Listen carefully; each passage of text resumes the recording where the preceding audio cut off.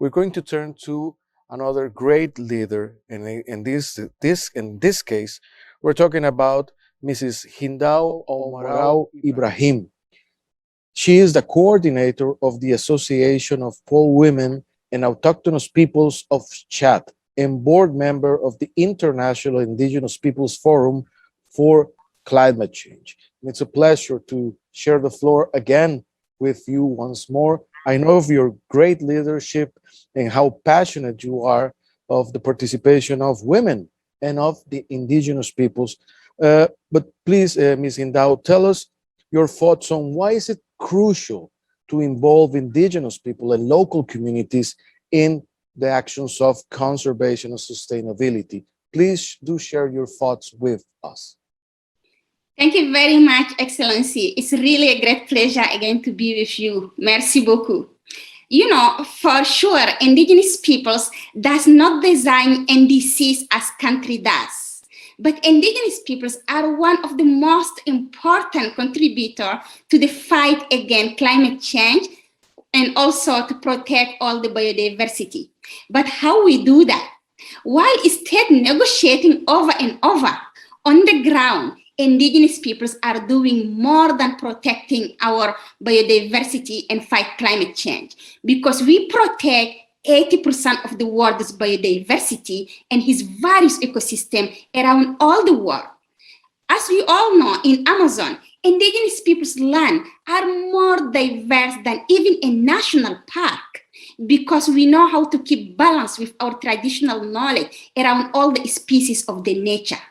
In my community, the Mbororo pastoralists in Chad, in the Sahel regions, so we already demonstrated that it is possible to produce milk and meat zero nitrile, because we also know how we can fight the desertification thanks to our traditional knowledge. When we move from one place to another one, we know exactly how we can protect the nature. But those peoples are, for me, the best one who can respond to the IPCC and the IPBS alarming report who are giving us this terrible content. And let me tell you that clearly. We are not doing this with the support of everyone, of anyone. We are doing that with the less 1% of the climate money that's going to the biodiversity. It's really not normal. There is no pathway to save a climate and biodiversity without a clear and vast investment of the finance in what we are doing. And for that, Excellency, I really wanted to tell you what the government and private sectors can do to help indigenous peoples that protecting really best our ecosystem. So the government, they must firstly design a process where they can include indigenous peoples while they are designing each initiative, like 30 by 30, where you are there. So we really will be there to help you and help protect and implement those projects.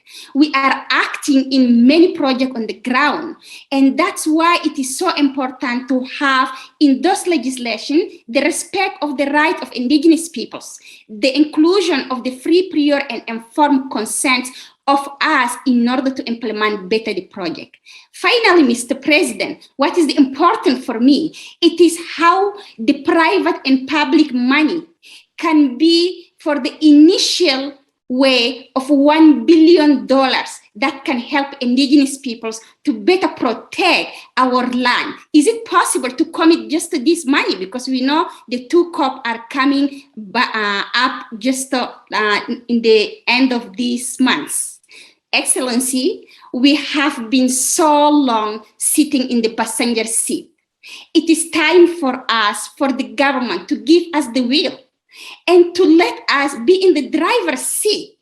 And then if we want to change, of course, we can do the deal to the transformative action.